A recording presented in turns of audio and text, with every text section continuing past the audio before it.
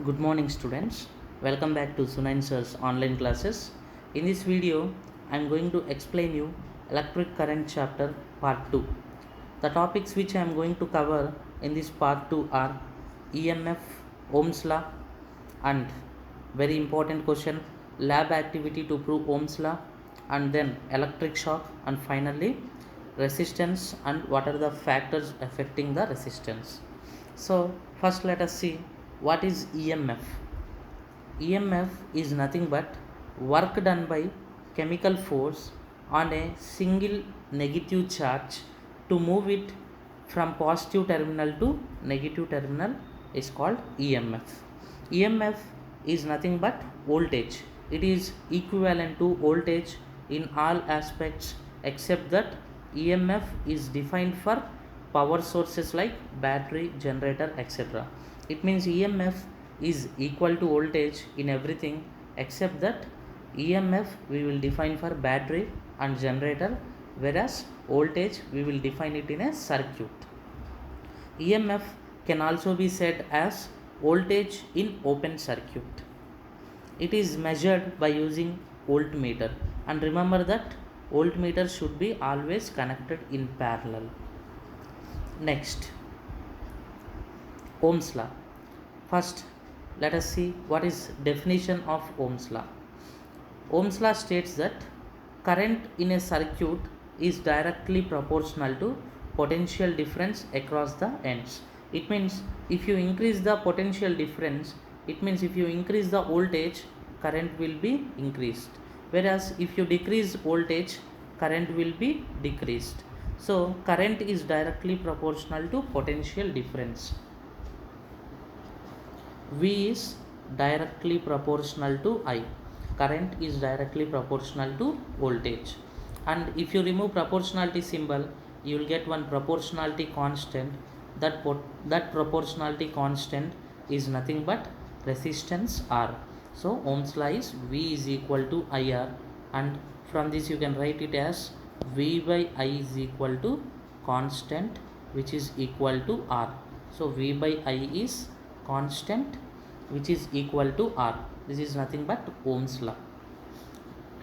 Now there are some conditions for Ohm's law.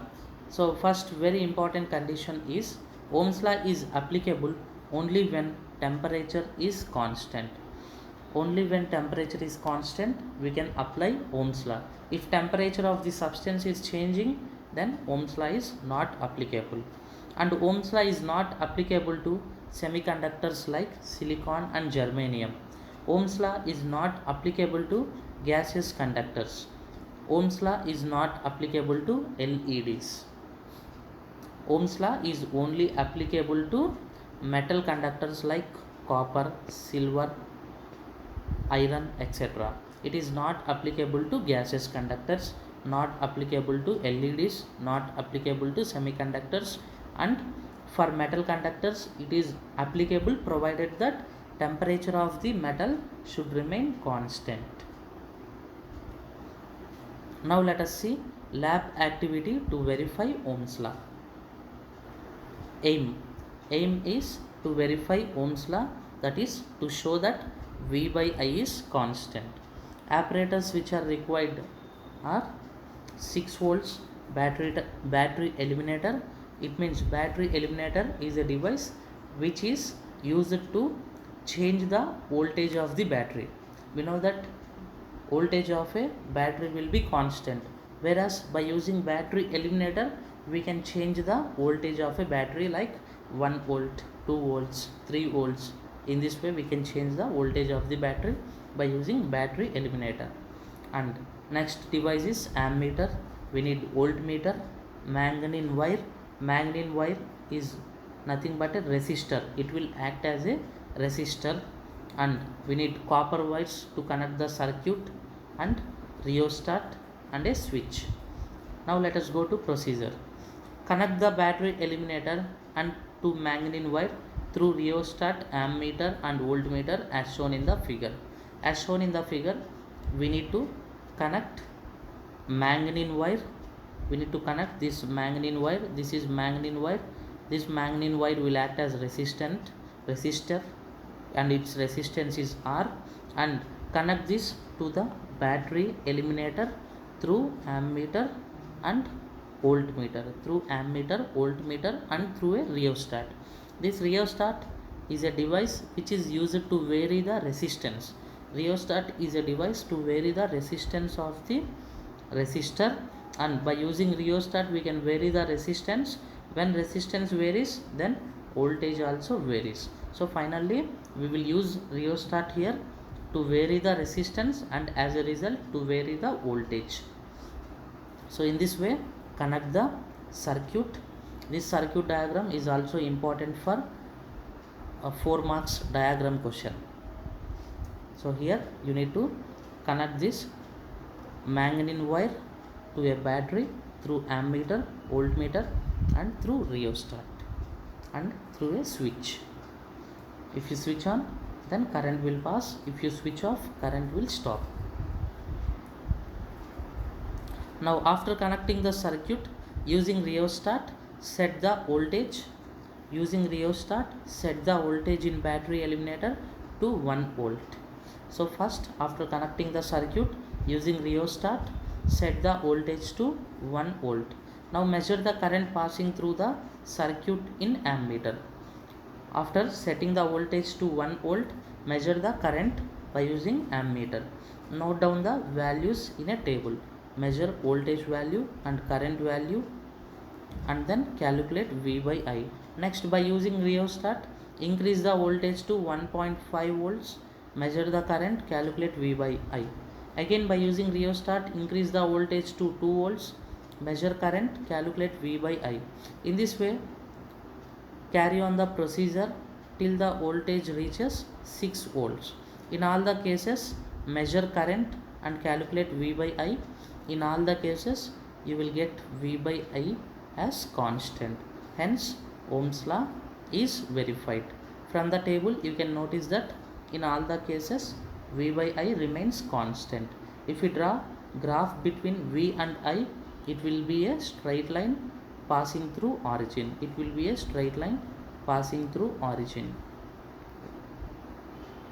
This is first half of Ohm's law. We have another half, that is to show that V by I is not constant in LED type conductors. So first what we need to do is, we need to perform the same experiment with LED instead of manganese wire. Replace the manganese wire with LED with the same connections. With the help of rheostat, change potential difference and note down V, I values in the table. Repeat the same procedure except that remove the manganese wire and replace it with a LED, and carry on the same procedure, slowly increasing voltage step by step. Note down values V, I in a table and calculate V by I in all cases. In all cases, you can notice that V by I is not constant. From this, we can conclude that Ohm's law is not valid for LED. So if we draw graph between V and I, it will be a curve instead of a straight line. So the materials which obeys Ohm's law are called as ohmic conductors. Ohmic conductors examples are materials like copper, silver, gold, iron, etc. The materials which do not obey Ohm's law are called non-ohmic conductors. Examples are semiconductors like silicon, germanium, gaseous conductors, LEDs, etc. Next, resistance. Resistance is defined as obstruction to the flow of electrons. If resistance of a material is more, then it will pass less current. The material which has more resistance are called resistors. The materials which has less resistance, which can conduct current easily, are called conductors. Factors affecting resistance are, first one is length. If length of the conductor is more, then its resistance is more. It means resistance is directly proportional to length. And second factor is area. If area of the conductor is more, then resistance is less. It means resistance is inversely proportional to area. So from these two equations we can write that R is directly proportional to L by A. So resistance is directly proportional to length and inversely proportional to area. From this we can write, by removing proportionality constant, we can take a by removing proportionality symbol, we can write a proportionality constant rho. R is equal to rho L by A. R is equal to rho L by A. We know that R is directly proportional to L by A, and if you remove proportionality symbol, we can write proportionality constant rho. R is equal to rho L by A. This rho is called as resistivity. Rho is called as resistivity. Rho is constant for a material, whereas resistance is not constant. So resistance also depends on nature of the material. It means if you take copper, its resistance is less, whereas if you take rubber or plastic or any other organic carbon compounds, if you take, it will have high resistance. So it depends on nature of the material. And resistance also depends on temperature. If temperature is more, then resistance is more. If temperature is less, then resistance is less. Resistance is also directly proportional to temperature. Resistivity. So resistivity is derived from the equation that R is directly proportional to A, and if you remove proportionality symbol, you will get proportionality constant R is equal to rho L by A. This rho is called as resistivity. It is constant for the material, whereas resistance will change from material. Resistance will change for a material depending on its shape and size. Whereas if you take copper metal of size 1 meter, and if you take copper wire of size 2 meters, here also you are taking copper and here also you are taking copper, but resistance will be different for this wire and this wire because its length is changing. So resistance will be different, resistance will change, whereas resistivity rho will be constant for this wire and this wire.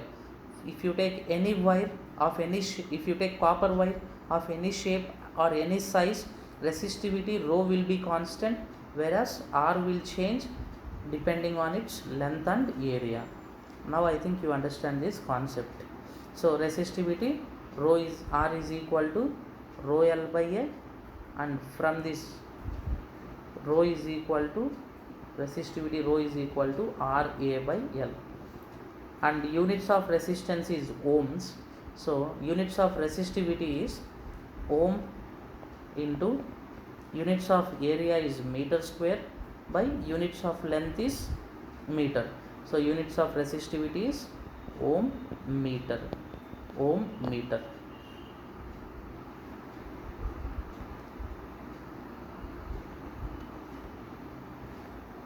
Resistivity is constant for material, whereas resistance is not constant, and units of resistivity is ohm meter.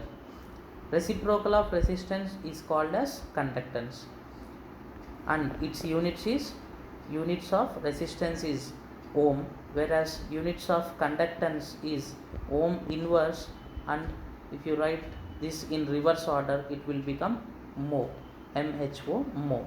So units of conductance is mho, and reciprocal of resistivity is conductivity. Reciprocal of resistivity is conductivity, and its units are units of resistivity is ohm meters, and its reciprocal is conductivity. So units also will become reverse. So units of resistivity is ohm meters, and its reciprocal is conductivity. So its units also will be reverse, that is mho, mho meter inverse. This is the units of conductivity. This is the units of conductivity. Next, electric shock. Generally, resistance of a human body is 100 ohms to 5 lakh ohms. resistance of a human body will be varying from 100 ohms to 5 lakh ohms. If our skin is wet, then resistance is 100 ohms. If our skin is dry, then resistance will be around 5 lakh ohms. So when skin is dry, accidentally if we touch any electrical wire in our house, then current passing in our body will be I is equal to V by R. So voltage in our houses is around 240 volts by resistance of our human body when skin is dry is 5 lakh ohms. So here I am taking it as around 1 lakh ohms. So current passing in our body is 0.000024 amps. So this much of small current passes in our body, hence immediately we can sense that small current and immediately we can remove our finger from that wire and we will not get shock. Whereas if you catch accidentally the current wire when your hands are wet, then current passing in your body is voltage is 240 by resistance is 100 ohms only when your skin is wet, then current passing in our body is 2.4 amps. So this much current if it passes in our body, immediately your muscles gets contracted and your heart gets shocked and you cannot remove your finger from that wire because of high current passing in your body. Then your heart will be collapsed and your senses will be collapsed and you will not be in a position to remove your finger from that wire, hence you will die within seconds. So here I am giving a table to show how effect of current will be on human body. So in your body, if 0.001 amperes of current passes in our body, then you can feel it and immediately you can remove your hand from that source, from that wire. Whereas if 0.005 amperes of current passes, then it will be painful. If 0.01 amperes of current passes, it will cause involuntary muscle contractions and you here from here you will not be in a position to remove your hand from that source. And if 0.015 amps of current passes, then it will cause loss of muscle control, and if it is 0.07 amps, then your heart gets contracted and your heart stops working and you will become fatal. Next, why doesn't a bird get shock? When a bird sits on a single wire, there is no potential difference between the legs of a bird. Here into our houses, current will be transmitted, power will be transmitted through two wires. There will be potential difference between these two wires and this potential difference is 240 volts. It means if this wire is at 0 volts, then this wire will be at 240 volts.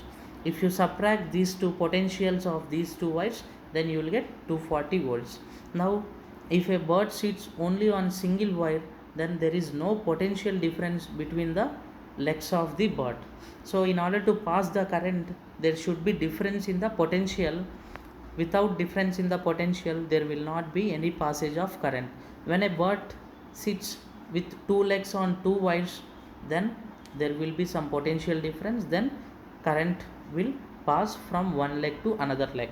Whereas if it is sitting only on one wire, then there will not be any potential difference, and because every point on this wire will be at same potential, that is 0 volt, 0 volt and 0 volt. So there is no chance of passage of current at same potential. Current will be passed only when there is a difference in the potential.